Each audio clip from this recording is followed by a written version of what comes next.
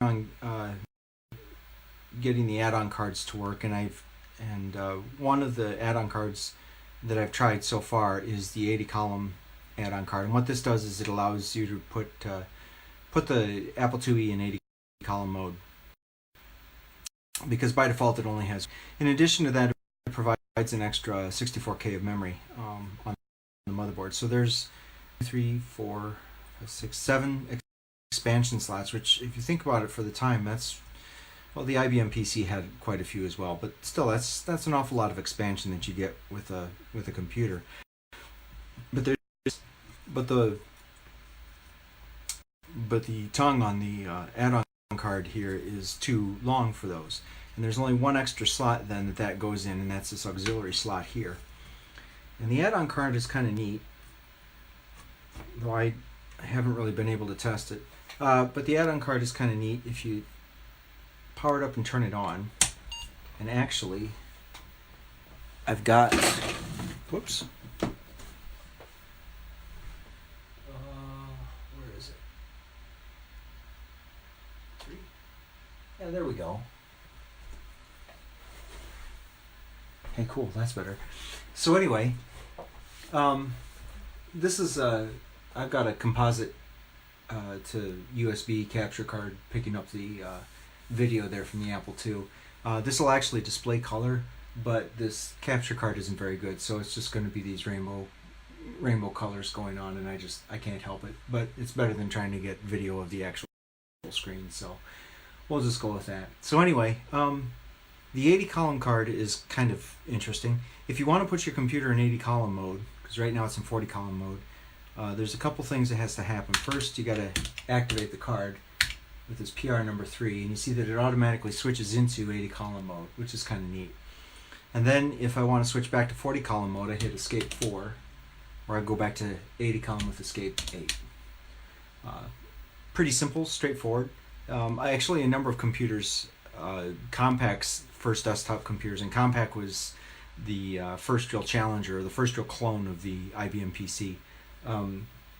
Compact's Desk Pro worked in kind of similar fashion. The other thing I've been able to do is actually test run the self-diagnostic. See if we can make that run here. Maybe. Oh.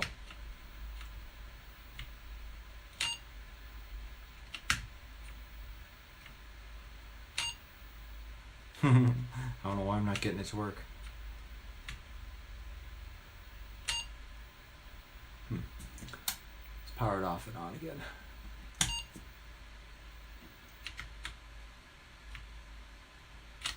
There we go. So it's really annoying. But what this does is it goes through and it tests the ICs. It'll test the MMU, the ROMs, I think the HAL chip. It tests a number of the ICs on the board to make sure they're all right. And if you get that kernel OK message, then all the diagnostics came through all right. Not really useful in terms of actually diagnosing the problem. Well, if there are problems, it'll tell you where those problems are if it's in a RAM chip or one of the ICs, but it doesn't give you a whole lot of information if there are no problems, which it'd be nice to see some basic information about, you know, how much memory there is or whatever. I don't know what else you could actually learn from it. But in any case, the self-diagnostics seem to work pretty well. The other thing that I've been working on is trying to get the floppy drives to work. And the when I tore these apart, there we go. So there's a floppy drive. When I tore this apart originally, let's have no, it doesn't. Here, we'll use this one. When I tore this apart originally, there were a number of mud dauber nests everywhere, and a couple of dead mud daubers in there as well. Now these are the two drives in a DuoDisk unit. Oops, that's not the case. Here it is. In the DuoDisk unit. I'm zoomed in too much, but the DuoDisk unit looks something like that. So it's 2 drives in one single case, and from what I told, that's a little bit more rare because usually your Apple disk drives were just disk 2s. Most everybody had disk 2s, I guess. But anyway, so I pulled the whole thing apart and I found a number of mud dauber nests and a couple other surprises in there.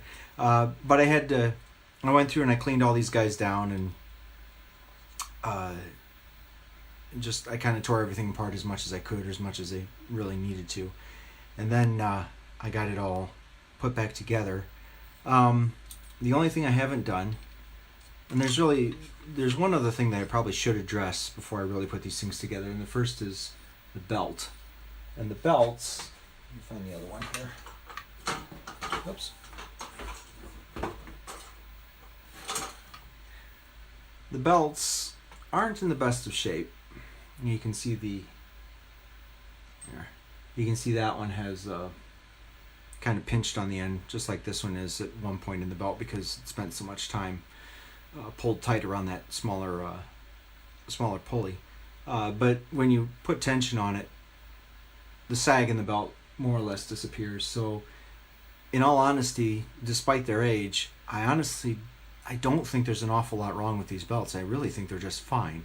That said, you can order new ones, replacements, off of console5.com, and they're made specifically for these drives. So they are exact fits, fiber reinforced belts. So I'm guessing they're basically the same thing as this.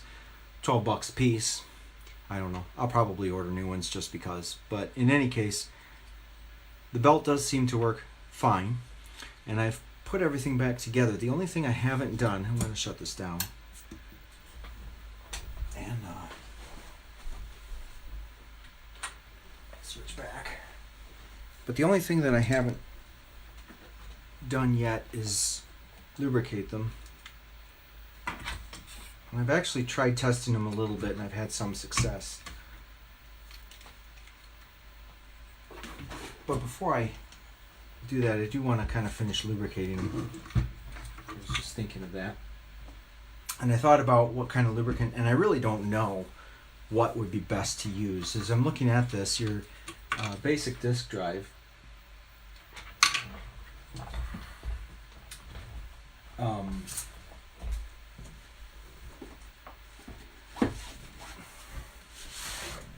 at least this disk drive had a number of, they weren't terribly complex, but they do have a number of sliding mechanisms in them that need to be tested.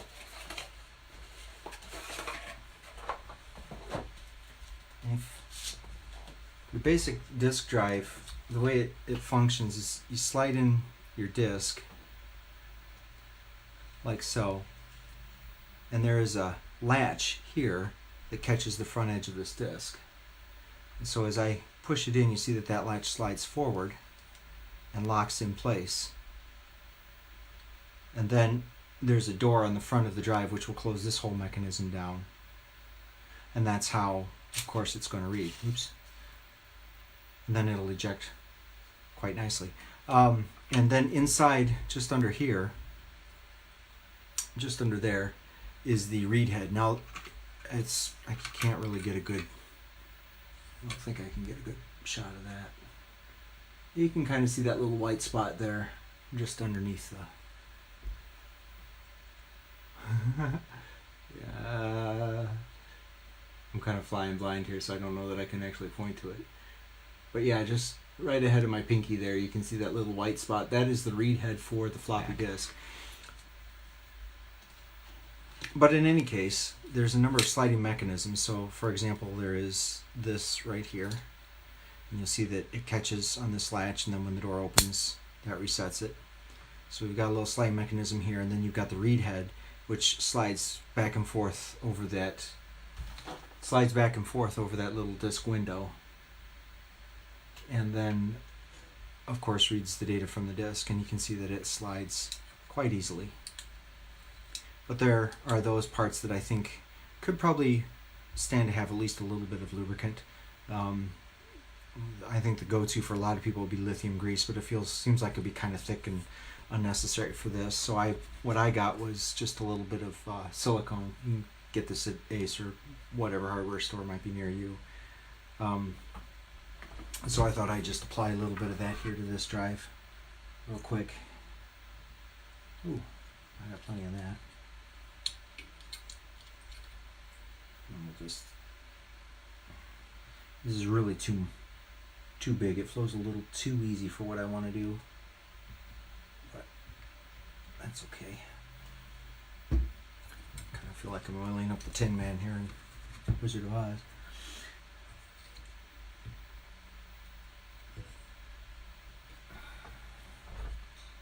Is that it? Yeah, I think that's it. Okay. So then we'll just close that down and slide it back and forth. There we go. That seems to work really well. And just kind of work this back and forth a little bit. I poured a huge pool on that. That also seems kind of loose. Let me see.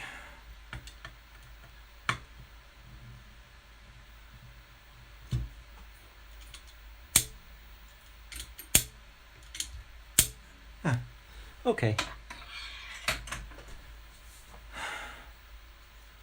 And of course, there's other things that could probably stand to be lubricated. But honestly, I don't know anything about floppy disks. For the number of years that I spent using them, I've never had to actually repair or maintain them. So I don't actually know how much more I need to worry about on that. I'm certain there's something I don't know. One of the other issues with these is that they need to be calibrated, very possibly need to be calibrated. In other words, there's a stepper motor, which is what this is, and it's what slides this whole unit back and forth. And it needs to be calibrated so that it starts at just the right point on the disk, so that as it steps through the different tracks along the disk, it moves to exactly the right position and can read the data properly. And if it's not calibrated properly, you're going to get garbage. You're going to read garbage off the disk, or it won't be able to write to it. So all that's to say is that even if these things power up and spin up, it doesn't mean they're actually going to work. And recalibrating, from the small amount of time that I've spent actually looking online, looks like a rather lengthy and involved process. So I have ordered supplies, some blank floppy disks, and I've got my hands on some software that I think I can use to actually make this work. To actually get some software that I can use to read off these disks or even write to these disks. But who knows if I'll actually make it work. So, but in the meantime, I'll just show that they work. I don't have a picture handy, but your standard floppy disk affair here.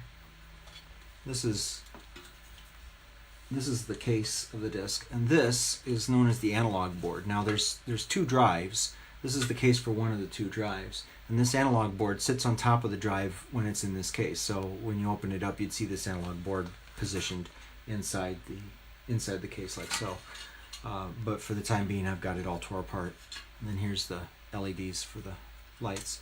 So your analog drive then provides the interface to the disk drives, between the disk drives and the computer, your analog board rather. And these pinouts here are what actually power the drives. And then on the computer side, there is this, and as you can see, I've got everything connected up. But there's a ribbon cable that connects to an expansion board, and then there's this cable which would then connect to the back of the drive unit. So, excuse me. So I'm going to mount this. I think it goes in here. And that should be all that we need to do that. And then for the floppy drive, I don't have a whole lot of room to work with, but I think if I connect the floppy drive up, let's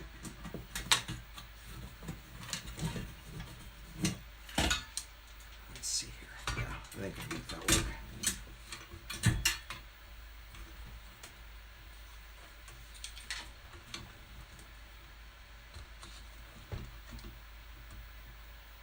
Connect the floppy drive up right here. And this goes on A right here. Like so. Okay. And then if I turn it on, just holding it here. Oh, yeah. If you don't have the keyboard plugged in, it gets angry. Hang on, where did I put that keyboard? Right here.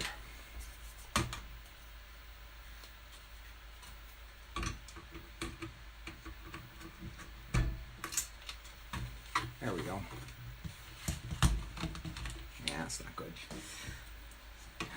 I really don't have room to work here. There we go. That'll work. So let's see if we can make this work.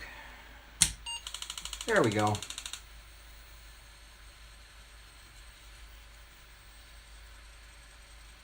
That sounds like a Apple II powering up. Got a light.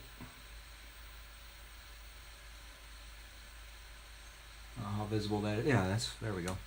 So we got a light, we got power, and this thing will just sit here and spin. And then eventually it'll start to spin down, I guess. The last thing I wanted to do was play a few games on this, because it is kind of neat how you can get that done. Before we do that, let's move this out of the way.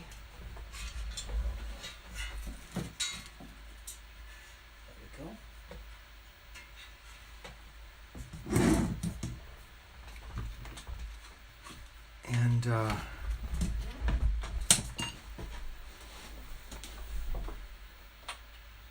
there we go.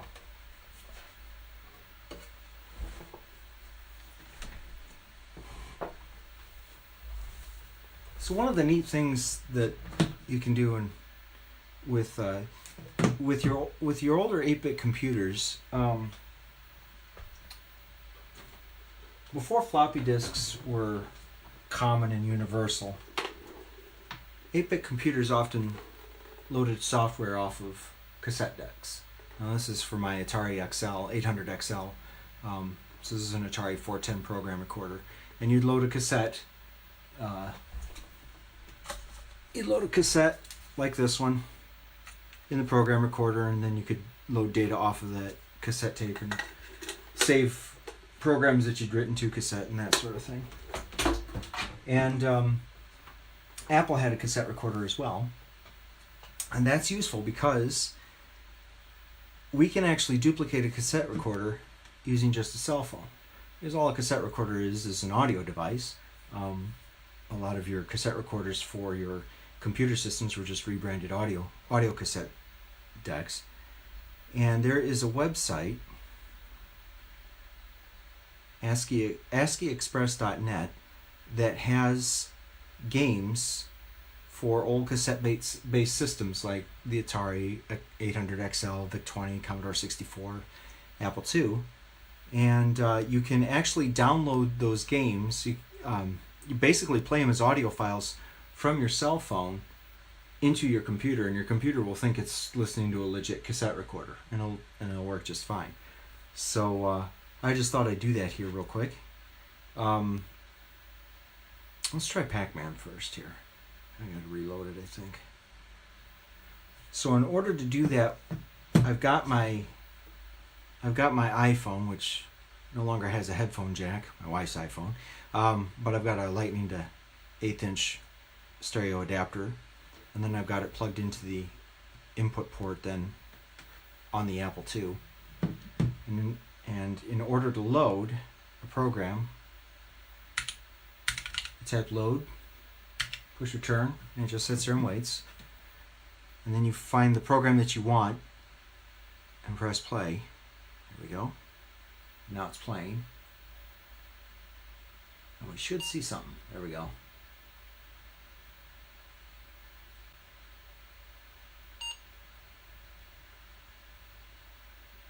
Playing it through the iPhone. Something strangely appropriate about using an iPhone to make my old Apple II run.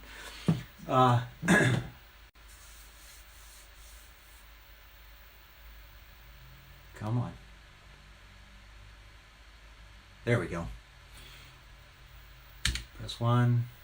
And again, I apologize for the lousy video. It's just the quality of my video capture card here. We'll go normal. Now this should actually be all yellow. I've played this on a TV that takes composite input. So it actually has real colors. But again, it's just not going to show up here. So I press spacebar, one player, return to play.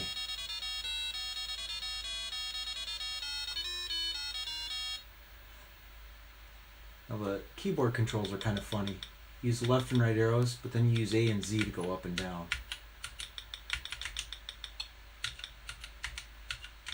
I'm no good at this. Let's see how long I can make it. Oh. I'm not used to these keyboard controls. And I was never good at Pac-Man. There we go.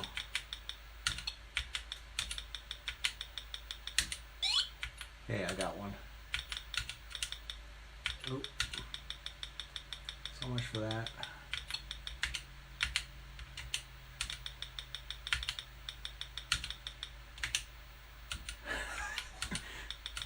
Gosh.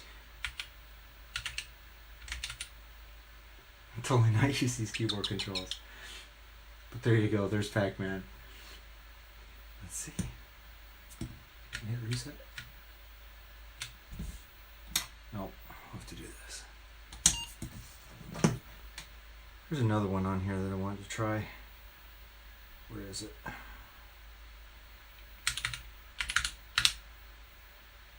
And burger time.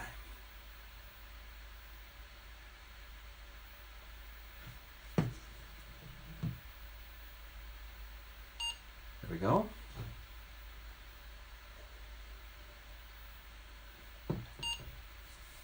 Burger time takes a while to load.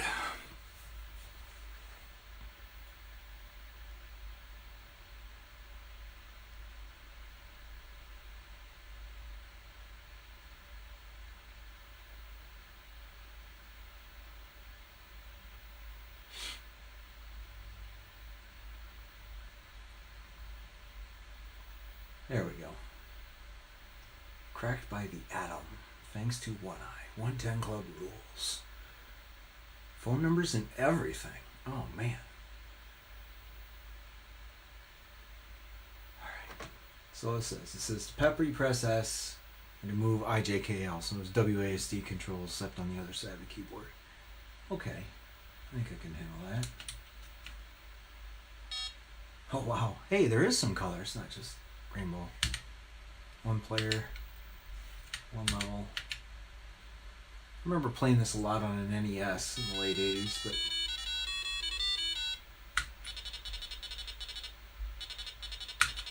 but oh, haha. I have to admit, Burger Time is a strangely awesome game. I don't know why.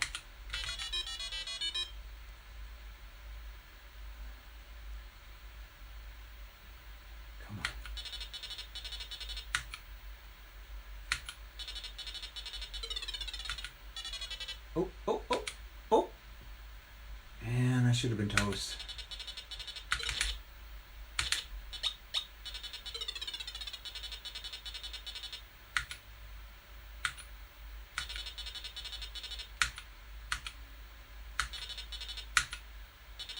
Plays really well. I gotta admit, I'm having fun. Ah, I figured I was dead.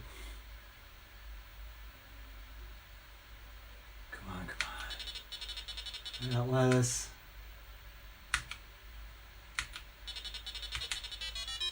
Ah.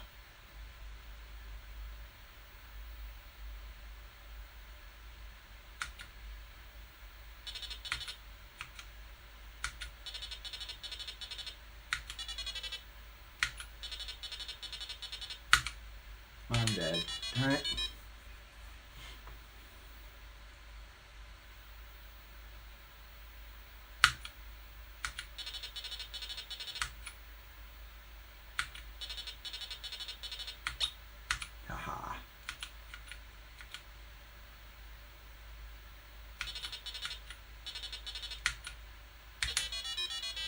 Darn it, I thought I peppered him.